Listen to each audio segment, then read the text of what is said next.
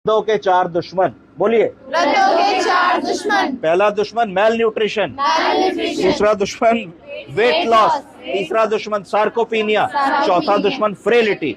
वृद्ध लोगों को खाने पीने में रुचि कम हो जाती है, खाना कम कर देते हैं और कई बार खाना कम मिलता है उनको, तो मेल न्यूट्रिशन का शिकार होते हैं। तो हमको ये सुनिश्चित कर लेना है कि अच्छा पौष्टिक भोजन 4 बार वृद्ध व्यक्ति को जरूर मिले, फल मिले, सब्जी मिले, दूध मिले, दही मिले, एडिक्वेट न्यूट्रिशन हो और हाइड्रेशन एडिक्वेट हो, पानी की कमी नहीं होनी चाहिए। वेट लॉस का सबसे बड़ा कारण है कि वो चलना फिरना बंद कर देते हैं। जब चलना फिरना बंद कर देते हैं तो डिसयूज एट्रोफी हो जाती है। डिसयूज एट्रोफी का मतलब है कि किसी भी चीज को इस्तेमाल नहीं करोगे तो बेकार हो जाएगी। अगर हाथ पे प्लास्टर लगा दो, 6 हफ्ते बाद काटो तो लिख पाओगे? नहीं लिख पाओगे, कई महीने लगेंगे उसको वो करने के लिए। फिर आई फ्रेलिटी की बात। फ्रेलिटी का मतलब है कि जब हमने ये मान लिया कि अब हम बुजुर्ग हो गए, हमने कहा फ्रेल एल्डरली हो गए।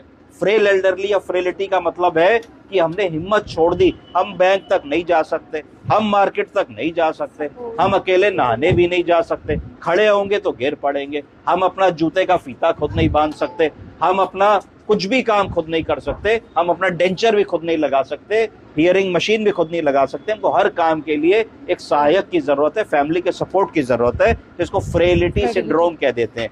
तो हर घर में हमने देखा होगा कि हमारे वृद्धों में एक न एक स्थिति ऐसी आती है जब वो बहुत ज्यादा फ्रेल होने लगते हैं।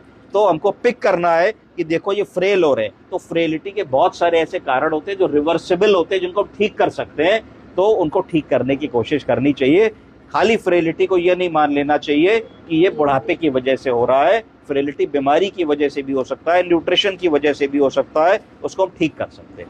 चौथी चीज आई सार्कोपीनिया, बोलिए। सार्कोपीनिया का मतलब है कि अगर आप एक बुजुर्ग आदमी को शीशे के सामने खड़ा करें तो आप देखेंगे कि उसके हाथ पैर पतले पतले दुबले दिखते हैं शरीर के मुकाबले। इसका मतलब है कि उस व्यक्ति का लॉस ऑफ मसल स्ट्रेंथ हो रहा है, लॉस ऑफ मसल मास हो रहा है और लॉस ऑफ मसल वॉल्यूम हो रहा है। तो तीनों चीजों को सार्कोपीनिया कह दिया जाता है। ये इसलिए होता है कि जब मरीज या व्यक्ति चलना फिरना बंद कर देते हैं, टहलना बंद कर देते हैं, सैर करना बंद कर देते हैं, बेसिक एक्टिविटीज में इन्वॉल्व नहीं होते, तो धीरे धीरे वियर एंड टियर होने लगता है बॉडी में और मसल खत्म होने लगती है।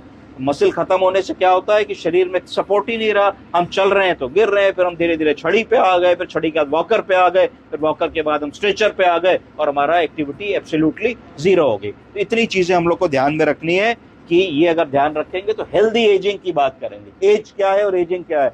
एजिंग को होम्योस्टेनोसिस कहते हैं। होम्योस्टेनोसिस का मतलब है कि हर व्यक्ति जो पैदा हुआ है वो एक दिन एडल्ट होगा 20 साल की उम्र में, और 20 साल की उम्र के बाद से उसके शरीर में चीजें कमजोर होने लगेंगी, जीर्ण शीर्ण होने लगेंगी। जैसे मुझे चश्मा लग गया, आपको भी लग